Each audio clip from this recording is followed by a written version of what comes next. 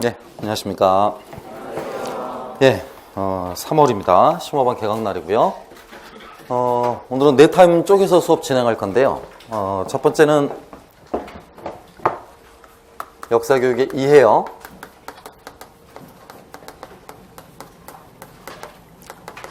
제가 글씨를 더 크게 쓸 수는 없으니까요. 카메라를 조금 좀 줌인을 좀 해주십시오. 뒤에 있는 학생들 판사 안 보인다고 하니까요. 역사교육의 이해 2장을 읽을 겁니다. 1장을 읽을 거고요. 맨 마지막 장인 11장을 읽을 거예요. 그 다음에 두 번째는 역사교육의 내용과 방법이죠. 녹색 책입니다. 내용 방법 1장을 읽어 나갈 겁니다. 한 타임, 두 타임, 세 타임 이렇게 잡으시면 되겠죠. 그 다음 마지막은 기출문제 볼 거고요.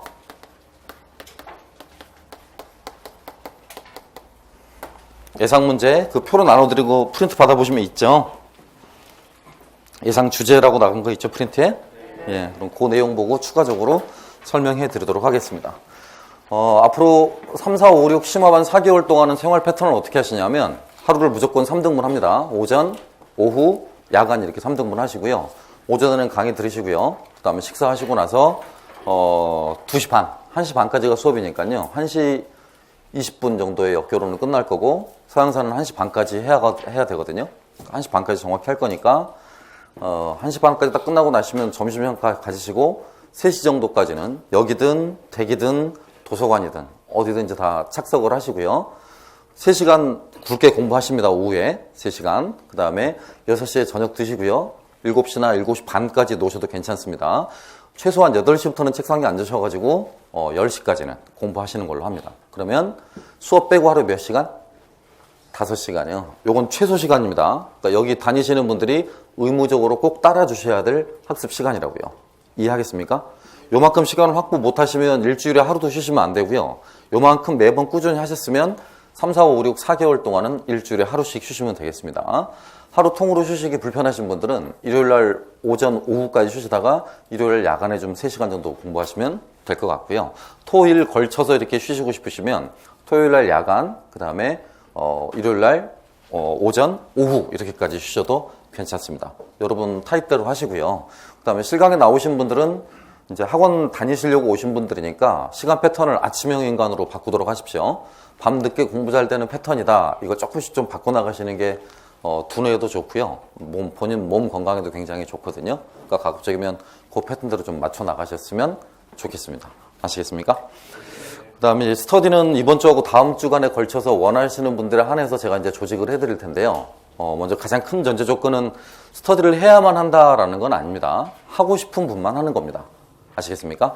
하고 싶은 분들은 스터디의 주제나 방향, 또 스터디 해야 될 내용을 제가 6가지의 범주로 나눠드릴 겁니다. 6가지의 범주로요. 그 6가지 가운데서 본인들이 하시고 싶으신 거 고르셔서 하시면 되시고요.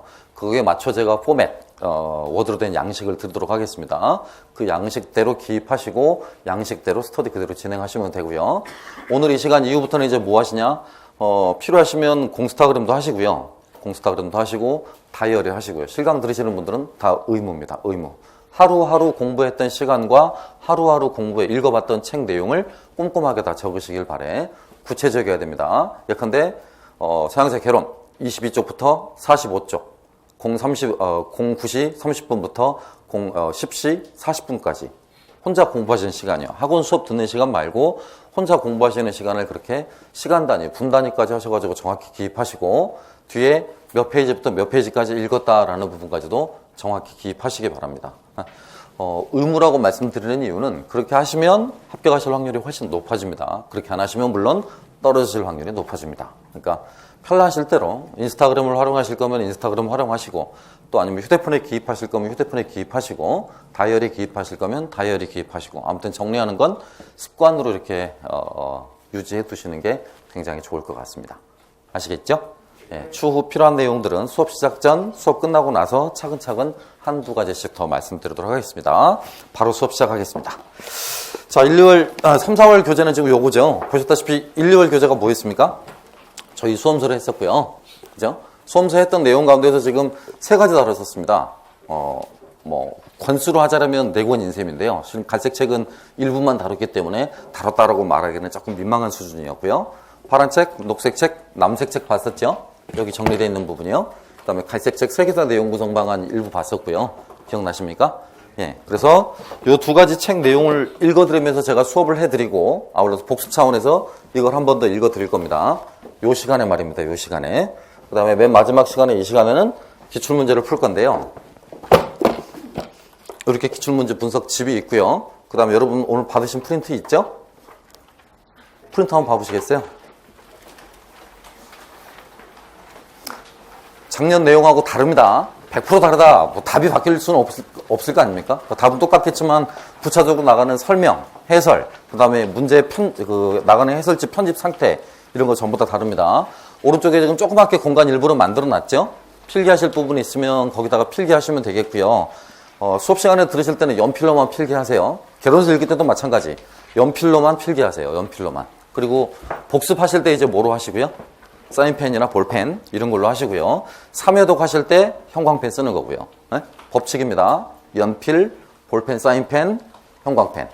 연필, 볼펜, 사인펜, 형광펜. 선생님 저는 이미 책이 지저분해요. 새로 사십시오. 새로 사세요. 이런 책들 새로 사셔다가 마음을 가다듬고 다시 보시는 것도 좋습니다. 특히 3수 이상 하시는 선생님들은 새로 사시는 게 훨씬 더 새 출발하는 느낌으로 깔끔할 거라고 생각됩니다. 본인들 뜻대로 그대로 알아서 하시고요. 강요하는 건 아니니까요.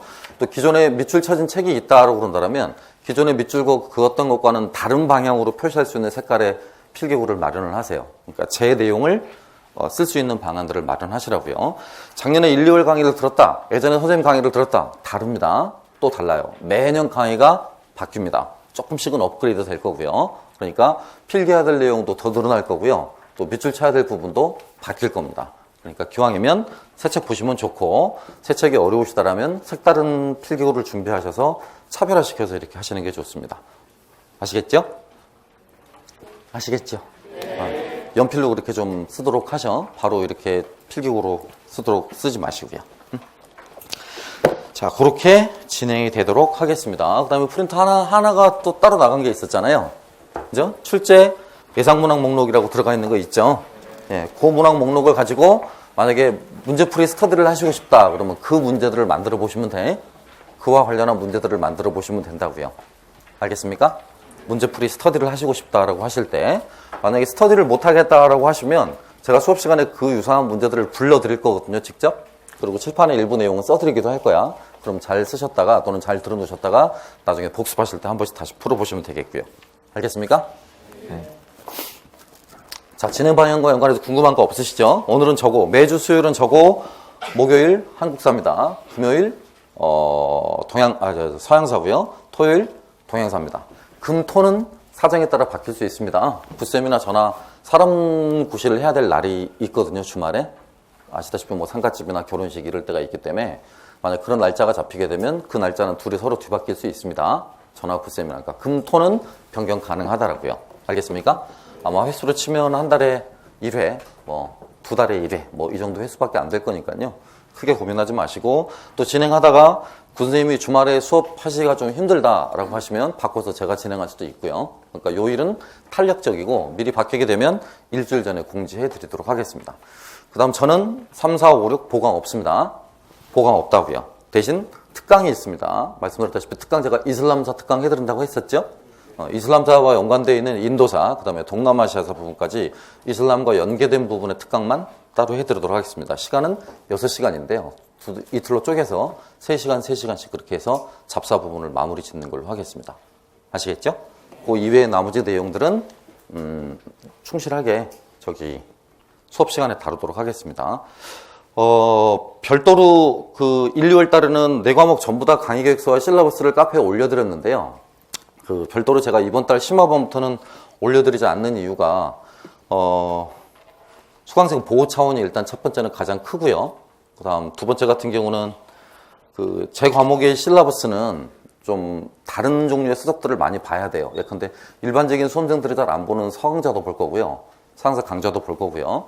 또 서양사 강의의 프린트도 나갈 거거든요. 그 자체가 타학원의 정보가 될 수 있어요. 그래서 일부러 안 올리는 겁니다. 올리기 싫어서 안 올리는 게 아니고요. 뭐 실러버스 보신 분들은 아시겠지만 작년까지도 매번 그렇게 만들어 놓은 실러버스 다 있어요. 일부러 안 올리는 거니까 오해 없으시길 바라요. 제가 대신 다음 주에 뭐 합니다 라고 끝날 때 반드시 말씀드릴 테니까 그 부분만 한번 읽어보시면 되겠습니다. 아시겠습니까? 네. 한국사는 그럼 동양사는 왜 실라버스를 따로 올렸습니까? 라고 말씀하실 수 있을 것 같은데요. 올린다고 해도 그대로 진행되지는 않습니다. 올린다고 해도요. 그러니까 다소 1, 2주 정도 그게 빠를 수도 있고 늦춰질 수도 있어요. 실라버스대로만 딱딱딱 진행될 수는 없다고요. 아시겠어요? 그렇게 올려드리는 이유는 수험서를 뭘 봐야 됩니까? 라고 주로 물어보시는 분야가 한국사라 그래서 올려드린 거지, 실은 원칙적으로는 전부 다 안 올리려고 했던 겁니다. 하지만 한국사 수험서가 워낙 종류가 많은 관계로, 또 교과서 종류가 많은 관계로 부득불 그렇게 올려드리는 거니까요. 당연하게 생각하시면 안 돼요. 무슨 말인지 아시겠죠? 그게 당연하면 여러분한테 피해가 갑니다. 그러니까 타 학원생들이 그대로 맞춰서 공부를 하게 될 것이고요. 또 매년 그래 왔듯이 문제 풀이 때도 혈안이 돼서 여러분 문제를 구하려고 난리가 될 테니까요. 저랑 구쌤의 속마음을 좀 잘 넓게 부드러운 마음으로 해량해 주시기를 부탁드립니다. 아시겠습니까? 예. 진행하겠습니다. 자, 요 책과 요 책인데요. 순서대로 한 타임 한 타임씩 나눠서 하겠습니다. 자, 요 책 이제 목차 다 외우시죠? 그쵸? 자, 몇 가지만 말씀드려볼게요. 이 책은 처음에 2000년에 기획이 되었던 것이 역사교육을 강의하시는 분들이 대학용 강의 교재가 없어서 이 책을 만들게 된 거고요. 또 대학원생들을 위한 기본 입문서가 없다라는 생각, 또 학교 현장 교사분들을 위해서 참고할 만한 역사교육용 교재가 없다라는 그 세 가지 목적에서 출간됐습니다. 세 가지 목적이 뭐라고요?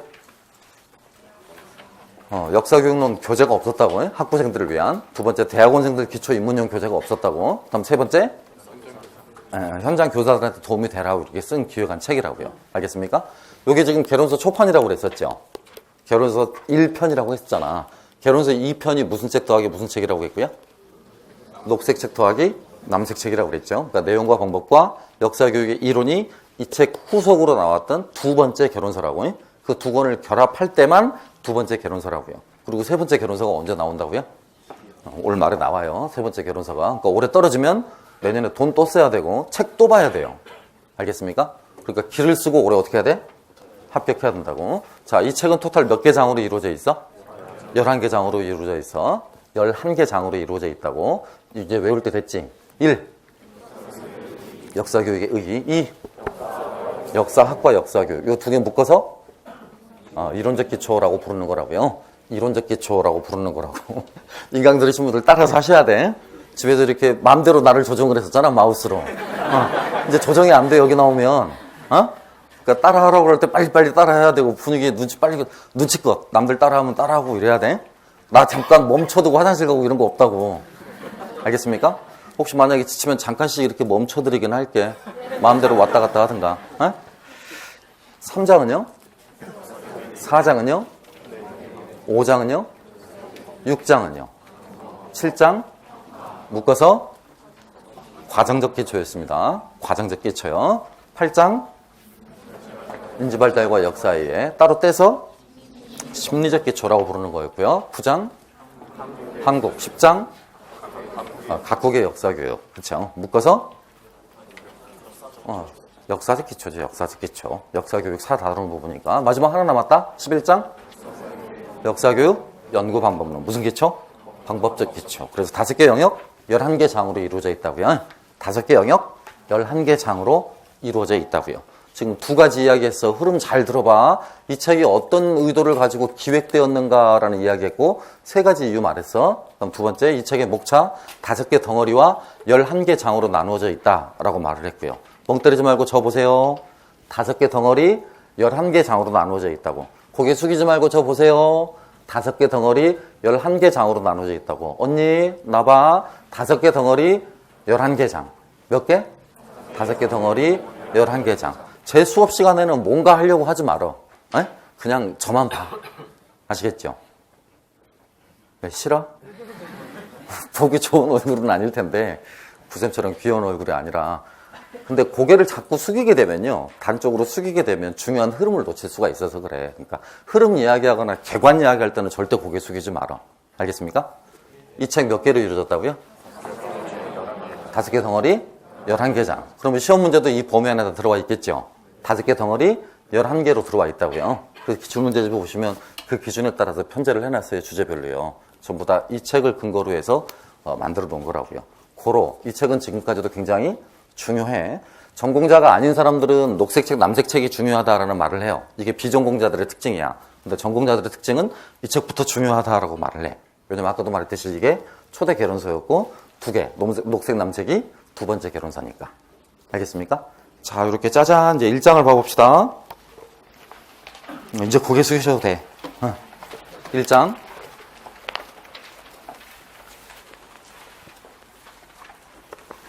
보이세요?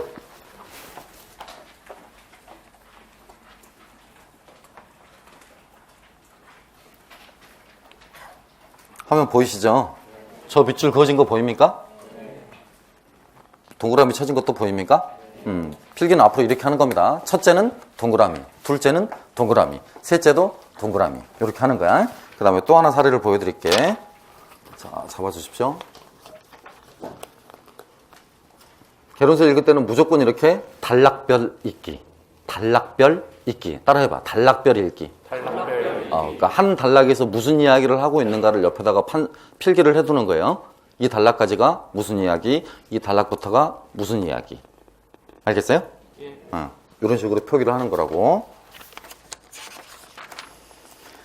그 다음에 이런 부분 보시면 표기를 하되 이 부분처럼 보이다시피 내 나름대로 구조화된 표기도 분명히 필요해. 알겠습니까? 그러니까 텍스트만 쓰는 게 아니라 표를 그려도 상관없고요. 기호나 부호를 그려도 상관없어. 아시겠어? 그래서 나중에는 이 내용들을 가지고 말할 수 있어야 돼. 그럼 첫째, 구획별로 끊어있는 셈이 되고 그 구획을 하나로 묶어서 말하는 셈이 되기 때문에 전체의 틀 안에서 부분이 어딘가를 금방 찾을 수 있어. 그러니까 그 내용이 어디에 쓰여져 있는가를 금방 찾을 수 있고 이 부분이 어디에 속하는 내용인가라는 계열을 설정하는데도 굉장히 효과적이에요. 그래서 그런 식으로 해서 둘째 주까지 연습시키도록 하겠습니다. 특히 서계로는 좀 어려우니까 한 달 내내 연습을 시키도록 하겠습니다. 한 달 내내 고대 메소포타미아, 이집트부터 해서 뒤에 그리스, 로마 부분까지는 그런 식으로 연습을 할게요. 아시겠습니까? 예. 신무반 때 3, 4월 반은 저는 종교개혁까지 끝날 거고요. 그러니까 16세기까지 끝난다고 보시면 돼. 그 다음에 근현대 5, 6월 달은 17세기부터 해서 20세기 말까지요. 20세기 말이요. 정확히 2000년 부분까지 할 겁니다. 아시겠습니까? 자, 이제 그럼 텍스트 내용 한 번씩 봐보도록 하겠습니다. 목차 한번 봐볼게요. 19쪽입니다. 1장, 역사교육에 의 들어가 있습니다. 의. 첫 번째는 로마자 1글에서 의미 이렇게 들어가 있죠? 두 번째 로마자 한번 찾아보세요. 역사교육과 역사교육학이라는 말이 들어가 있죠. 역사교육과 역사교육학이고요. 세 번째가 역사교육의 목적이죠. 아시겠습니다만 그 세 번째 챕터인 역사교육의 목적이 여기 내용과 겹치죠?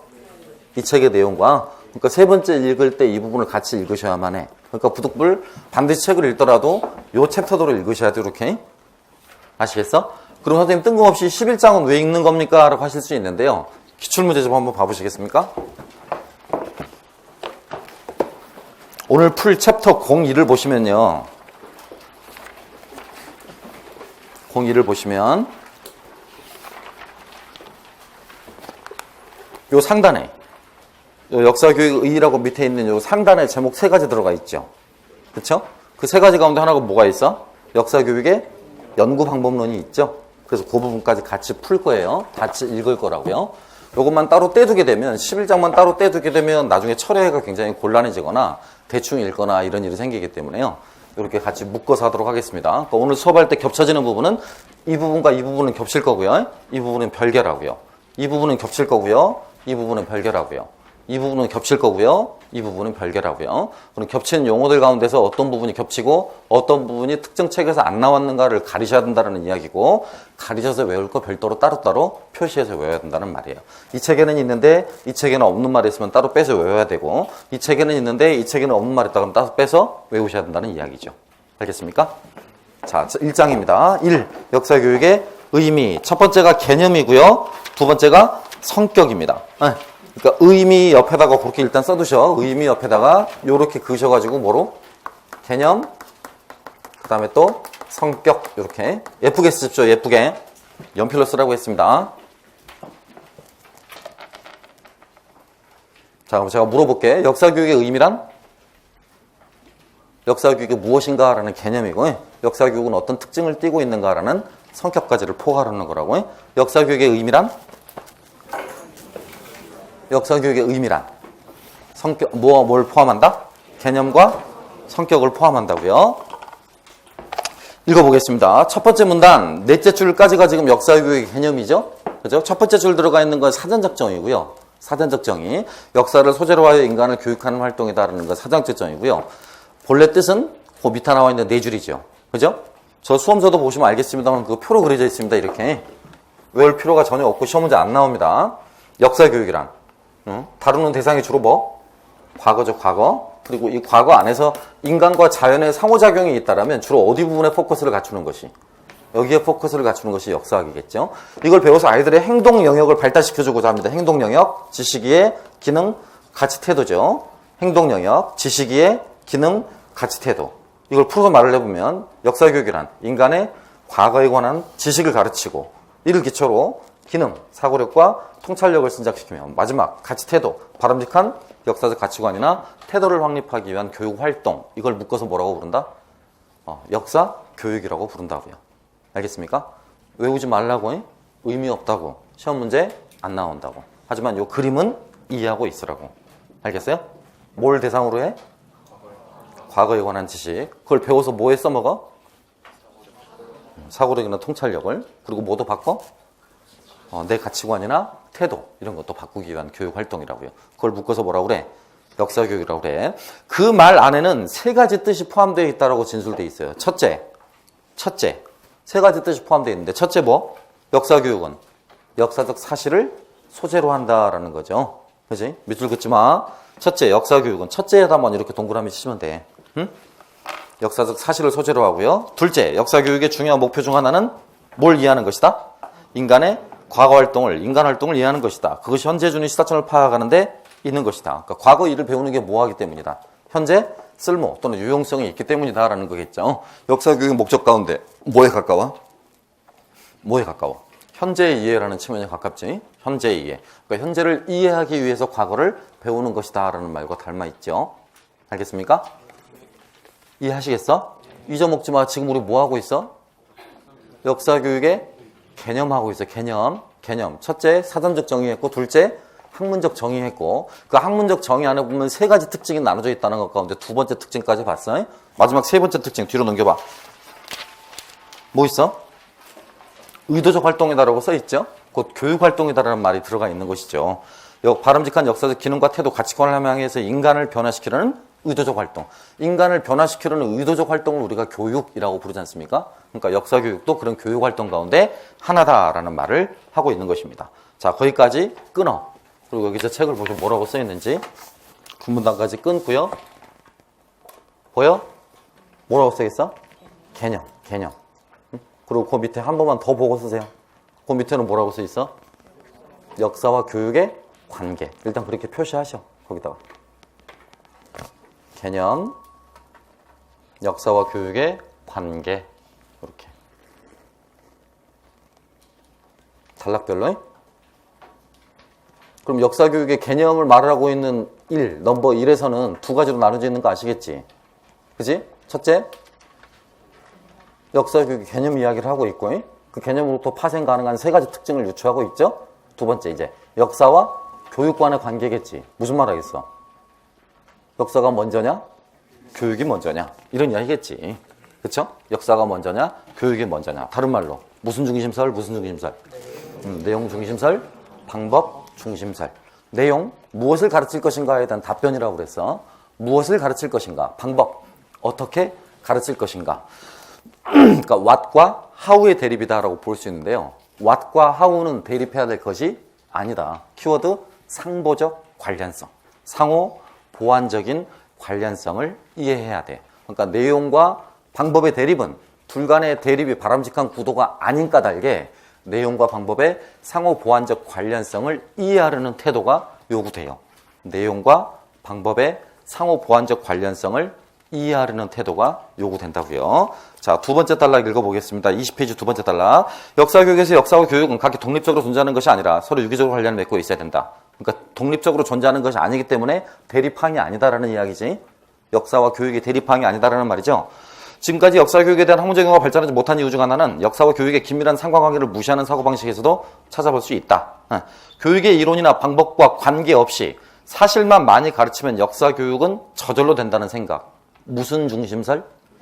내용 중심설. 끊고 밑에다가 써, 연필로. 끊고 내용 중심설. 그렇게 쓰시고요. 정반대로 역사학의 특성과 상관없이 교육학의 이론과 방법을 무비판적으로 도입해 둔다는 사고방식. 끊고 방법 중심설. 그래서 역사와 교육은 하나로 융합되지 못하고 겉도는 경우가 많았다. 이와 같이 역사와 교육 중 어느 하나만을 강조하거나 그 둘 사이의 결합을 피상적으로 파악하는 지금까지 태도는 바뀌어야 되겠다. 역사 교육이 역사와 교육의 단순한 결합이 아니라 그 자체로 독자적인 학문 영역을 구축하고 있다는 사실을 인식할 필요가 있다는 것이다. 자, 그 두 번째 단락의 내용을 표로 정리하면 이게 역사, 이게 교육. 역사, 이게 교육, 이게 내용, 이게 방법. 그죠? 이렇게 될 게 아니다라는 거야. 이렇게 인식할 게 아니다라는 거죠. 이 패턴이 아니라고. 둘 사이의 유기적 관련성을 이해해야 된다고 그랬기 때문에 역사학, 교육학, 역사학, 교육학 이 둘의 장점을 결합해서 새로운 학문인 요걸 만들어내야 돼. 이렇게 역사, 교육학을 만들어내야 돼. 이걸 가지고 뭐라고 부르냐? 독자적인 학문 영역이라고 불러. 독자적인 학문 영역이라고요. 그러니까 이 책에서 제안하는 바의 핵심은 요거야. 이 책을 관통하는 전체의 핵심은 요거라고. 응? 역사 교육학이 어때야 된다? 독자적인 학문 영역으로 자리 잡아야 된다라는 걸 강조하고 있는 것입니다. 알겠습니까? 시험 문제 없어. 나올 거 없어. 외울 거 없어. 알겠습니까? 읽어보면 끝이야. 보통 1회독만 하면 돼. 두 번째, 역사 교육의 성격. 밑에 뭐 나와 있습니까? 특성. 그 다음 두 번째 제목 봐봐. 두 번째, 사회과와 역사교과. 어라? 그럼 특성 다음에 사회과와 역사교과라는 말이 나와 있는 거 보니까 그 특성 안에 2번의 특징이 담겨 있는 거네. 사회교과의 특징이 담겨 있는 거네. 그러니까 2번의 제목이 사회교과와 역사교과지. 1번 특징 이야기해두고. 이해하셔? 1번이 역사교육의 특성, 2번이 사회과와 역사교과 이랬으니까 역사교육의 특성 안에 사회과 이야기가 들어가 있을 거 아니야. 알겠어? 그러니까 한쪽에서는 사회과의 입장을 강조하는 이른바 사회과 통합론자가 있을 것이고 하나는 사회과로부터 분리되고자 하는 역사과 분리론자가 있겠죠. 그렇죠? 우리는 항상 뭐 해야 된다고? 역사과 분리론자가 돼야만 한다고. 그러니까 개별 교과목으로 독립을 해야지 사회 교과안에 편제되면 안 된다고. 과목의 묶음. 교육학 대백과 사전에 나와 있는 개념이야. 과목의 묶음. 교과. 단위 시수의 편제 기준. 과목 교사의 배치 기준. 이걸 교과라고 해요. 교과. 그보다 하위에 있는 걸 뭐라고 부르고? 과목이라고 부르고. 그러니까 교과가 상위 개념이고 하위 개념이 과목이다라고 생각하면 돼. 자, 역사 교과야. 과목 말해봐. 중학교 역사, 고등학교 한국사, 고등학교 세계사, 고등학교 동아시아사. 이런 것들이 역사 교과야. 교과. 그 과목들의 묶음이라고. 알겠습니까? 자, 중학교만을 대상으로 해보자. 중학교만을 대상으로 해보자고. 사회교과.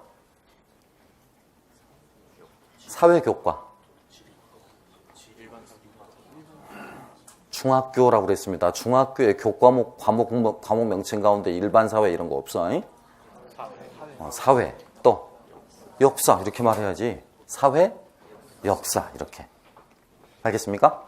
두 가지 개념 차이 아시겠어? 교과와 과목이 첫 번째, 교과가 상위 기준이고 과목이 하위 기준이다. 교과 수업 시수 편제의 기준으로 작동하고 교사 배치의 기준으로 작동한다고요. 예컨대 뭐 서울시교육청하고 경기교육청하고 다른 게 뭐냐면 경기도 교육청 같은 경우는 역사 교사에게는 역사 과목만 배치를 해. 대신 오지를 돌아다니게 하는 수뇌교사 같은 걸 쓰지. 서울은 역사 과목인데도 뭘 가르치게 해? 사회과를 가르치게 해. 사회 과목을 가르치게 한다고. 그러니까 중학교 사회, 2학년 사회 이런 것들을 가르치기 때문에 스트레스 받겠지. 쥐뿔도 모르는데 거기서 정치 이야기 나오고 경제 이야기 나오면 쥐뿔을 해. 짜증나잖아요. 내가 공부했던 과목이 아니니까.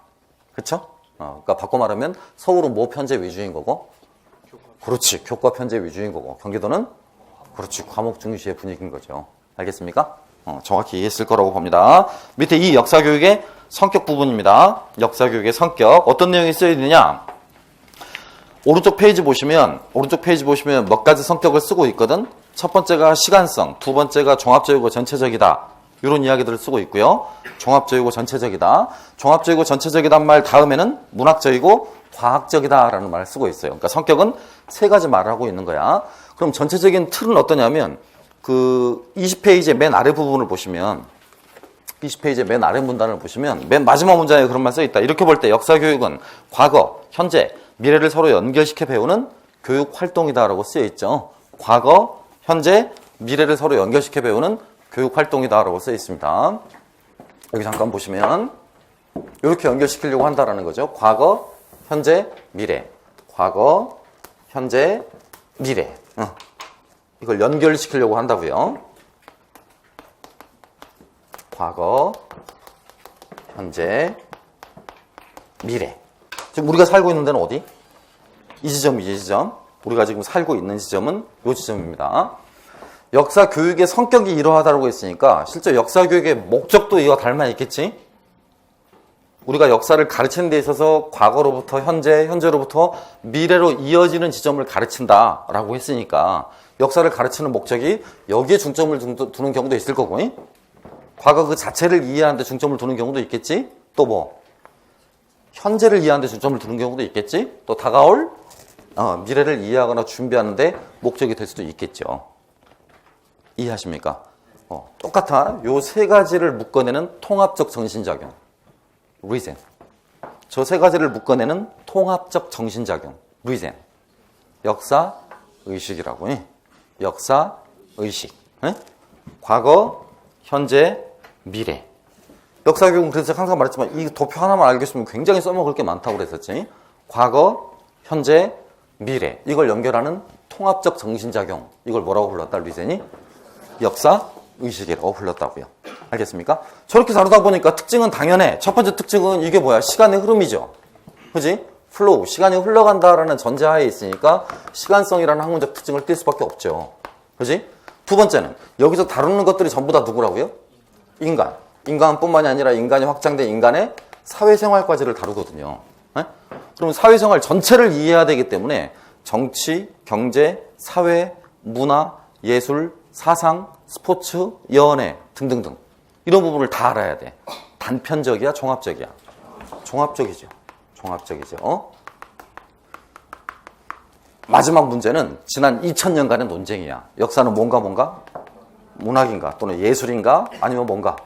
과학인가? 요 논쟁이죠. 이런 성격을 띌 수밖에 없다는 이야기예요. 그게 2페이지에 걸쳐서 써 있는 거야. 자, 여기 잠깐 봐볼까요? 또 책? 제가 써 있는데 한번 봐보게. 이렇게 보시면 나눠서 표시해놨다. 요 부분까지. 시간성. 첫 번째 특징이지. 두 번째. 종합적, 전체적 특성을 띈다.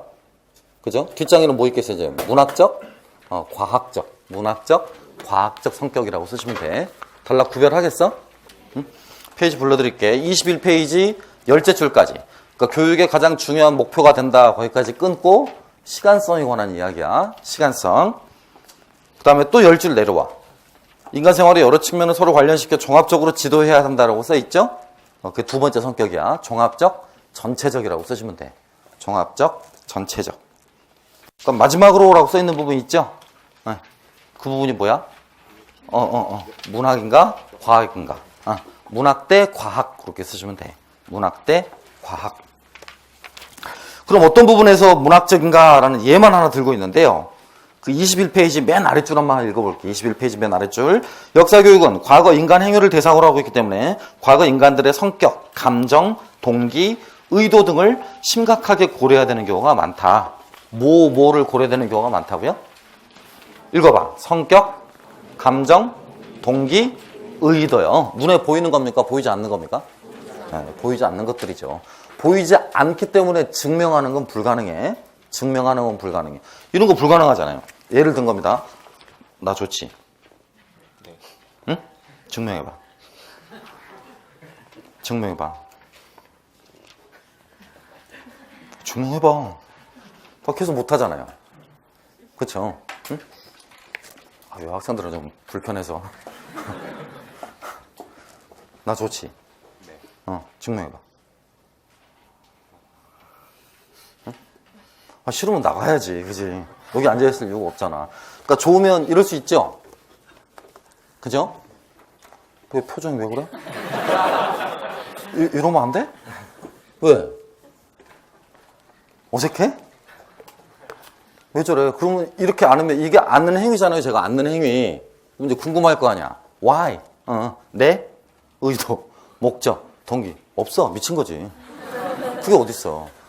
이 말의 핵심이라니까. 그러니까 과거에는 의도, 목적, 동기를 알고 싶은데 그 의도, 목적, 동기가 명확한 부분도 있어. 근데 명확하지 않은 부분도 있어요. 그걸 어떻게 알겠어 다. 하지만 아는 데까지는 알자라는 게 역사학의 과제이기도 해. 알아내야 될 부분까지는 알아내자라는 게요. 알겠습니까?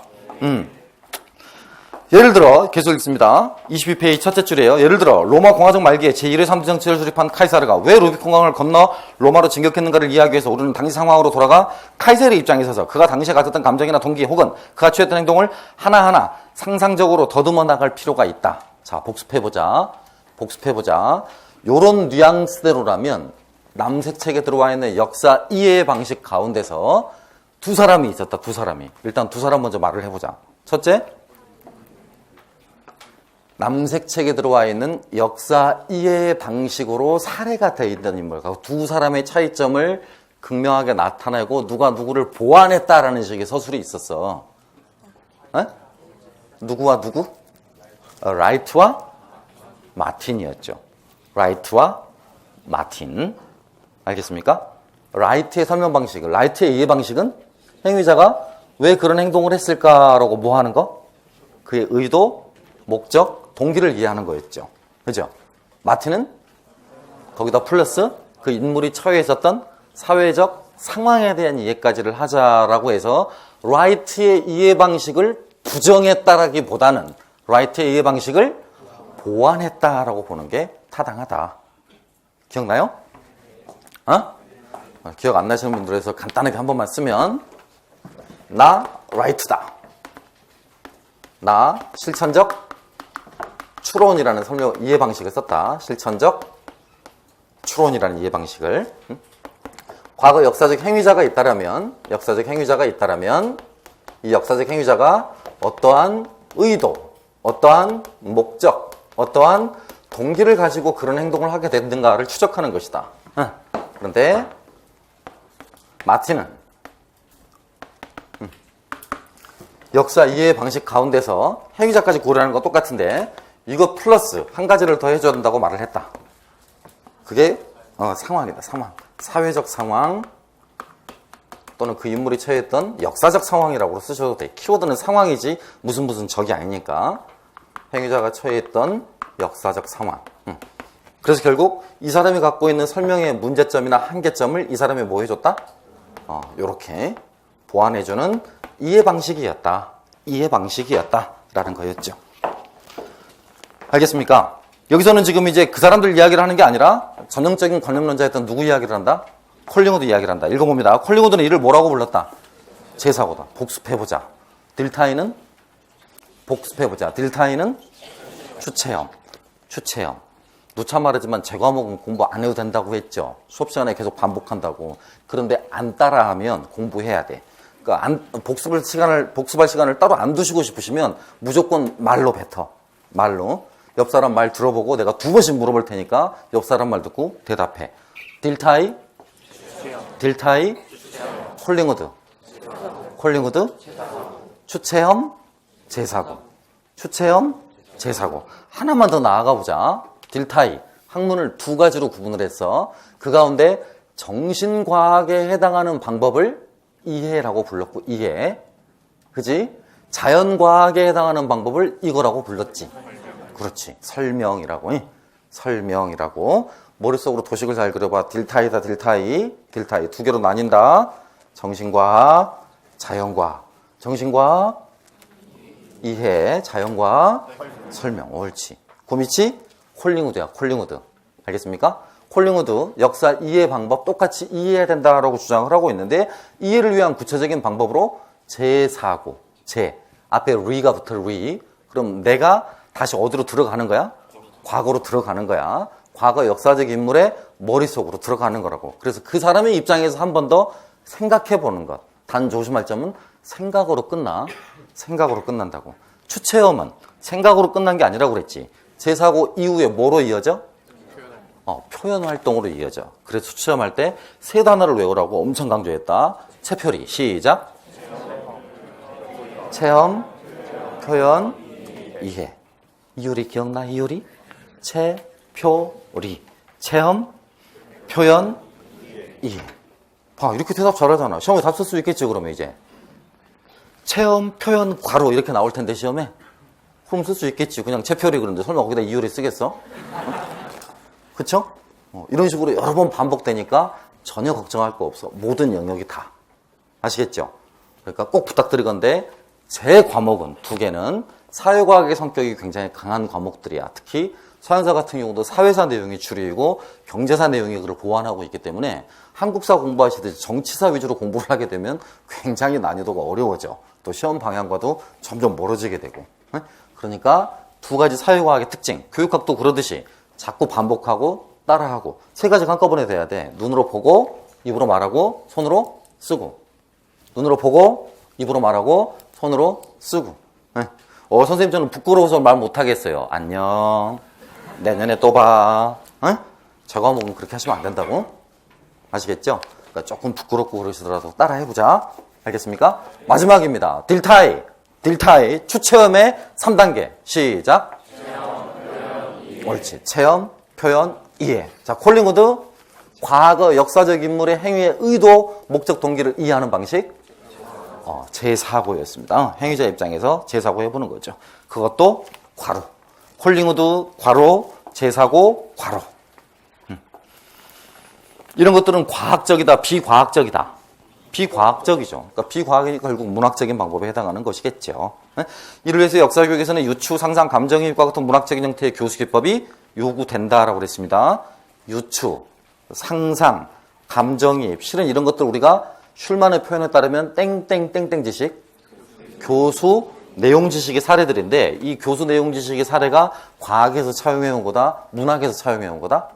쉽게 말하면 과학 선생들은 이런 거 안 쓴다는 말이야. 국어 선생님들은 이런 거 쓴다라는 거죠. 이해하시겠어요? 무슨 말인지? 문학적인 형태의 교수 기법들이었습니다. 유추 나와 있네. 유추. 유사성에 근거한 추론의 방식이야. 그게 한자를 풀어 뜻풀이 하는 거거든. 유사성에 근거한 추론의 방식.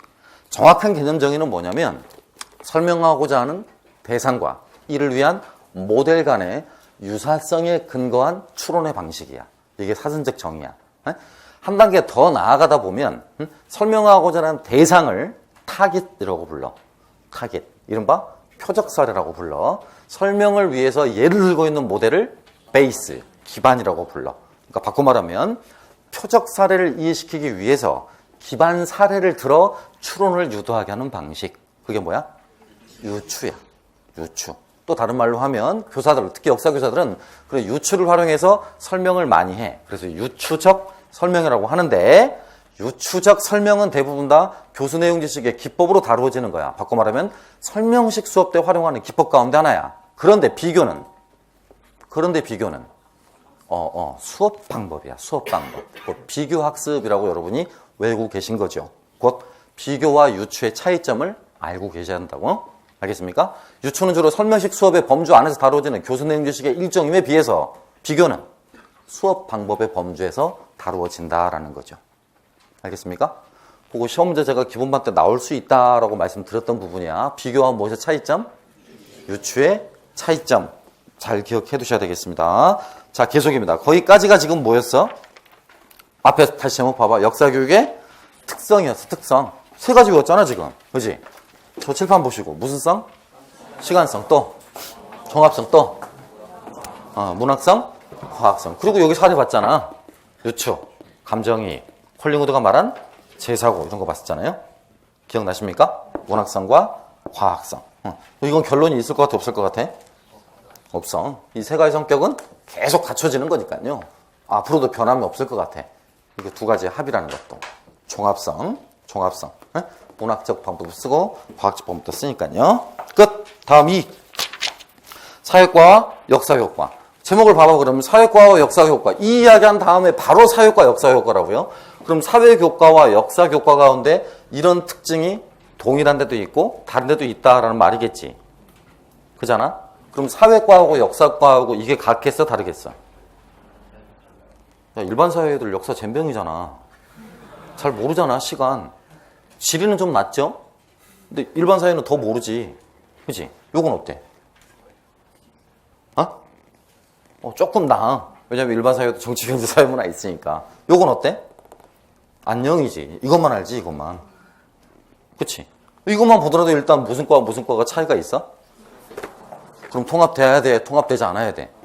안 해야죠. 차이가 있는데 어떻게 통합이 돼? 반대할 수밖에 없죠. 그죠? 그러니까 이 주장은 크게 미국을 중심으로 하고 있는 두 가지 주장이 우리나라도 그대로 수용이 되어져. 미국 쪽 주장에서는 사회과 통합이냐 아니면 역사과 독립이냐라는 두 가지 대립된 명제가 있었는데 그게 우리나라도 그대로 통용되어져서 우리나라 안에서도 사회과 통합을 주장하는 사람들이 있는가 하면 통합에 반대하는 사람들이 있어. 자, 개정교육 과정에서 사회과 통합론자들이 만들어놨던 선택 과목 하나를 말해봐라. 10학년에 배운다. 통합사회다. 그지? 과학에도 있다. 통합과학이다. 외우기도 쉽다. 통합이다. 그래서 과목명칭만 붙이면 돼. 통합, 사회, 통합, 과학. 알겠습니까?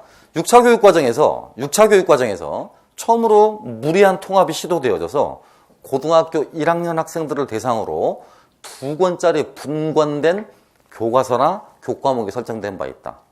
사회라는 말 그대로 살고 앞에 두 글자만 따라 붙었다. 공통사회다. 몇 차다? 6차다. 6차. 6차의 통합교과목 뭐라고요? 공통사회다. 개정교육과정, 그러니까 15년, 18년 교육과정에서의 통합과목 뭐다? 통합사회, 통합과학이다. 그죠? 명칭은 그럴듯해. 창의, 융합형, 인재, 육성. 이렇게 지랄 떨고 있죠. 응? 무슨 창의, 융합형이야. 역사만 잘하면 돼요. 무슨 사회를, 무슨 지리를, 역사 잘하면 다 잘하게 돼요. 맞죠? 응? 이탈리아 통일 다루다가 반드시 보게 되는 부분이 있잖아. 포강 찾아보겠죠. 그쵸? 알프스 찾아보겠죠. 자연지리적 경계를 기본적으로 찾아볼 수밖에 없어. 거기서 인문지리적 경계 찾아볼 수밖에 없지. 산 비탈길이 많아. 그러니까 목축, 염소, 양 이런 것들 가축을 할 수밖에 없겠지. 그치? 곡창지가 별로 없을 거 아니야. 안 그래요? 일사량이 많잖아. 산 비탈길이잖아. 그러니까 일사량이 충분히 뒷받침될 수 있는 과수작물만 재배가 돼. 올리브, 포도, 무화과 이런 것들만 재배가 되는 거죠. 봐, 지리 공부가 되잖아. 그치? 역사가 최고라는 이야기야. 궁극적으로 사회과 통합? 개똥이다. 역사과 통합이죠. 역사과 통합. 실제로 미국은 그렇게 진행된 지 13년이 됐다. 13년이. 그러니까 사회과로부터 독립해서 역사과 중심의 통합 방안이 나온 지가 13년이 됐다. 자, 그래서 이것도 한번 표시해서 나눠봅니다. 두 가지 성격 가운데 하나는 통합성을 주장하는 부분이고요. 하나는 독립성을 주장하는 부분이거든요. 써 있는 거 보이셔? 여기. 아니야, 여기. 지금 제 손가락이 있는데. 그 문단까지가 통합성. 그 아래 문단부터가 독립성. 이렇게 쓰시면 돼. 알겠어요? 통합성과 독립성. 형이라 그대로 있어봐. 내가 움직일게. 그 다음에 이렇게 보시면 오른쪽 페이지. 세 번째 문단이죠? 그죠? 무엇과 무엇의 공통점과 차이점? 역사교과와 사회과의 공통점, 차이점. 저런 것들이 있다라는 정도요. 미안합니다만 그런 부분은 상식이니까 제가 굳이 읽을 필요를 못 느끼겠습니다. 그러니까 표시만 해드릴 테니까 읽을 땐 여러분 혼자 읽어보세요. 아시겠죠?